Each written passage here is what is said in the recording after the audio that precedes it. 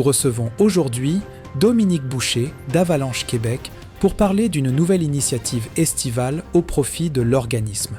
Alors que l'été est habituellement une période de dormance, Avalanche Québec lance le Rendez-vous Vélo Avalanche, une randonnée guidée de 2 jours en vélo de montagne ou gravel dans l'arrière-pays de Captcha qui se tiendra du 8 au 10 août prochain. C'est une occasion de découvrir le territoire tout en participant à une levée de fonds pour la sécurité en montagne. Dominique nous en explique le concept, le déroulement et comment s'inscrire à cette nouvelle aventure. J'étais curieux parce que là, on est en pleine saison, on commence la saison estivale, tout ça.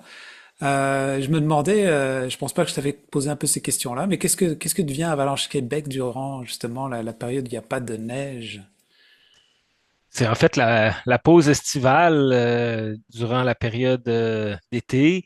La plupart des employés ne travaillent pas, là, à l'exception de moi qui continue de veiller un peu au grain. Puis c'est vraiment ramener aux activités de base, là, payer les comptes, relever le courrier, s'assurer qu'il n'y a pas d'urgence qui presse. Il y a les états financiers aussi qui sont en préparation. On a fini notre année financière hier au 30 juin. Le rapport annuel va être initié aussi durant l'été. Donc, des tâches plus de niveau administratif et de gestion là, durant l'été. J'ai aussi évidemment là, quelques semaines de vacances là, que je me permets de prendre durant la période.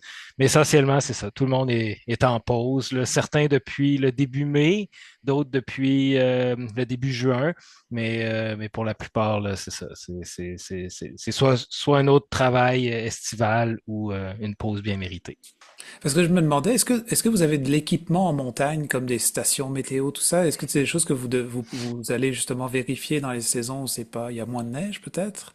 Oui, on a notre réseau de stations météo. En fait, on a la station Sommet des Mines, Madeleine, qui a été réinstallée là, il y a 2 ans, là, suite à l'effondrement de la tour. On a réinstallé une nouvelle installation. Puis on en a une aussi au Mont Ernest-Laforce.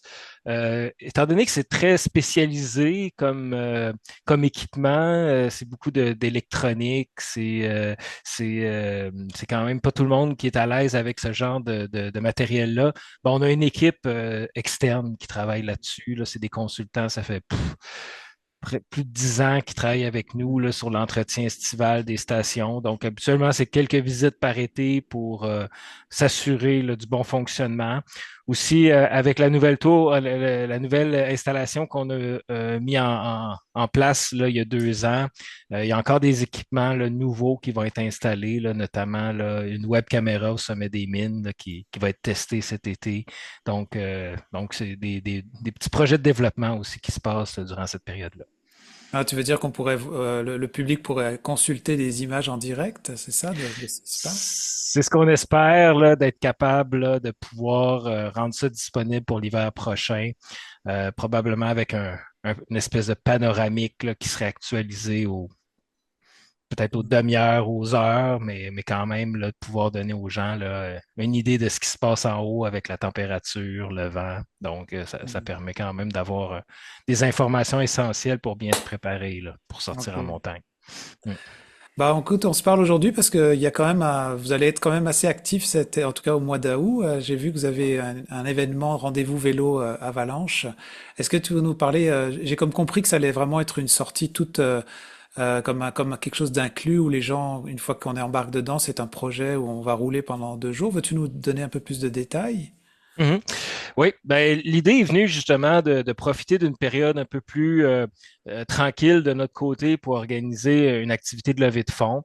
On en fait déjà quelques-unes durant l'hiver, mais les équipes sont bien sollicitées là, durant la période de pointe, puis même les débuts, fin de saison. Là, tant qu'on est opérationnel, c'était difficile d'en rajouter davantage. Donc, l'idée est née il y a quelques années de dire, ah, on pourrait faire quelque chose en été et on essayait de voir un créneau, disons, qui n'était pas occupé. Là, il y a quand même chaque fin de semaine est assez bien occupé durant l'été, qui est déjà assez court quand même. Donc, on a essayé de trouver un événement là, qu'on pourrait organiser qui est pas une compétition. On voulait pas faire une course ici, on voulait pas faire quelque chose là où où il y a des, des, des temps enregistrés. Là. C'est vraiment quelque chose qu'on veut faire là, pour le plaisir de découvrir l'arrière-pays gaspésien.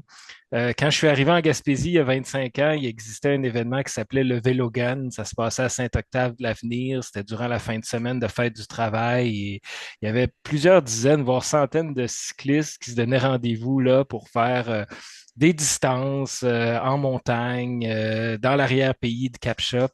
Et c'était toujours dans le derrière de ma tête depuis plusieurs années, mais là, on a décidé de se lancer. Il y avait quelques membres de l'équipe qui avaient un intérêt à faire quelques semaines de travail durant l'été pour organiser ça, pour s'assurer que ça va se dérouler là, euh, avec succès durant l'été. Alors, on a décidé de faire le saut puis de se lancer. Donc, une activité qui aura lieu là, à Capcha le 8, 9, 10 août et qui va inviter les gens à venir découvrir l'arrière-pays et pédaler là, pour une bonne cause. Parce que c'est quel type de vélo? Puis comme tu dis, c'est l'arrière-pays, vous partez de Capcha, mais vous allez dans les terres, un peu dans le bois, c'est ça? C'est comme un peu en dehors de la route? Ouais. Oh, c'est plus vélo tout-terrain. Là, les sentiers vont être surtout là, routes forestières publiques, sentiers de quad, là, ce genre de sentiers-là. Ça se fait en vélo gravel, par exemple. Ça peut se faire aussi, évidemment, en vélo électrique, mais les circuits sont vraiment prévus pour des gens en vélo de montagne pour être plus confortables, disons. Mais le vélo gravel va passer partout où ce que l'itinéraire va nous amener durant les 2 jours. Parce que du coup, comme c'est sur 2 jours, c'est prévu de dormir quelque part. Ça fait partie un peu du projet. On a établi un camp de base qui va être au centre de plein air de Capcha, donc la station de ski Petit Chic-Choc. C'est environ 8 km là, du bord de la mer. Et toutes les installations sont là pour accueillir les gens, là, à savoir bon, le chalet de ski en soi. Il y a la possibilité de camper sur le terrain. Il y a un stationnement immense, évidemment, pour les gens avec leur van ou leur campeur. Donc ça, c'est le camp de base du vendredi et du samedi soir. Et les 2 journées vont nous permettre là, d'aller explorer l'arrière-pays, de revenir dans ce coin-là. Donc, le jour 1, qui est un itinéraire un petit peu plus long, là, 50 km, quand même pas mal de dénivelé, évidemment. On est en Haute-Gaspésie, va nous amener plus vers Saint-Octave, justement, vers le Mont Pointu, vers Sainte-Anne-des-Monts, retour vers Capcha en passant par la rivière. Quand même un itinéraire, là, comme je disais, de 50 km, assez soutenu, mais on a du temps, là, tu sais, c'est pas une course, comme je le disais, et l'objectif, c'est vraiment de découvrir les paysages là, entre mer et montagne. Et le jour 2, c'est un itinéraire un petit peu plus court pour permettre aux gens de terminer la journée et peut-être retourner vers chez eux. Plus un 30-35 km. Et celui-ci là, va être à travers les éoliennes de Capcha en direction Capucin, vers également le dîner prévu sur le bord de l'eau, sur le bord de la mer. Également là, avec des magnifiques points de vue là, sur les montagnes, plus secteur ouest des Chic-Chocs et également là, la mer là, qui va toujours être présente également. Donc, encore une fois, pas mal de dénivelé là aussi, mais on n'est pas pressé, on prend le temps de y aller. Il y aura une sécurité, évidemment, qui va encadrer tout ça, la possibilité, il y a plein de points d'entrée et de sortie à ce réseau-là. C'est pas un sentier qui a un coût engagé, on peut pas quitter, là. Donc, il y a des options si les gens brisent des vélos ou bien sont fatigués ou décident de quitter la journée. Mais c'est toutes je pense que c'est des journées quand même relativement accessibles qu'on voulait rendre là, disponibles pour la plupart des gens. D'accord. Donc ça veut dire qu'on a juste à venir avec son vélo et puis dans le fond, tout ce que je comprends, c'est que tout ce qui est nourriture, hébergement, ça fait partie un peu de l'activité, organisé par l'activité. La nourriture est fournie à partir du samedi matin. Donc, pour les gens qui arriveront le vendredi soir, là, devront prévoir leur repas du vendredi soir. Mais à partir du samedi matin, tous les repas sont prévus jusqu'au dimanche midi. Pour ce qui est hébergement, ben là, ça dépend de votre équipement, mais il faut prévoir votre équipement. Donc, vous amenez votre tente. Si vous êtes en tente, il y aura de la place pour vous. Vous amenez votre campeur ou votre van si vous avez ce genre d'équipement-là. Et il y aura de la place pour s'installer. Il y a des toilettes à l'intérieur du chalet de ski. Donc, ça, c'est tout compris, évidemment, dans le forfait. Il y a également plusieurs activités qui vont se greffer autour de l'événement, notamment des séances de yoga le matin, le samedi matin et le dimanche matin. On aura aussi un partenaire qui s'appelle Bicycle, l'atelier de vélo local ici à Sainte-Anne-des-Monts, qui va être présent pour faire les réparations et même montrer là, certaines manipulations aux gens qui seraient intéressés. Et on a, dans le fond, l'activité phare du samedi soir, c'est une conférence avec Nomade 2, donc Yannick Lemieux et Pierre Bouchard, là, qui sont des aventuriers de vélo qui, depuis plus de 20 ans, là, parcourent le globe. Là. Ils ont fait plus de 200 000 kilomètres à vélo à travers la planète. Donc, ils seront là pour une conférence inspirante là, le samedi soir, à laquelle sont conviés aussi les gens de la place qui voudraient juste venir à la conférence. Là. Il y aura la possibilité là, d'acheter un billet pour la soirée. On a une cinquantaine de billets disponibles pour les gens qui participent pas au rendez-vous vélo, d'être présents à la conférence de Pierre et Jannick. D'accord. Alors, vu que c'est une levée de fonds, j'imagine que, est-ce que c'est par le forfait lui-même que vous ramassez les sons, les fonds puis la conférence? En fait, le forfait, le frais d'inscription au forfait couvre les coûts de l'événement. La campagne de levée de fonds, elle, se fait dans le cadre d'une campagne pair à pair, et c'est-à-dire que chaque participant devient un ambassadeur de levée de fonds pour Avalanche Québec auprès de son entourage. Donc, en plus des frais d'inscription qui sont de 250 les participants sont demandés de récolter un 250 en dons auprès de leur entourage. Comme Avalanche Québec est un organisme enregistré là, à titre de bienfaisance, eh bien, chaque don qui est fait par les personnes qui veulent supporter les participants et l'organisme recevront là, le reçu pour fin d'impôt.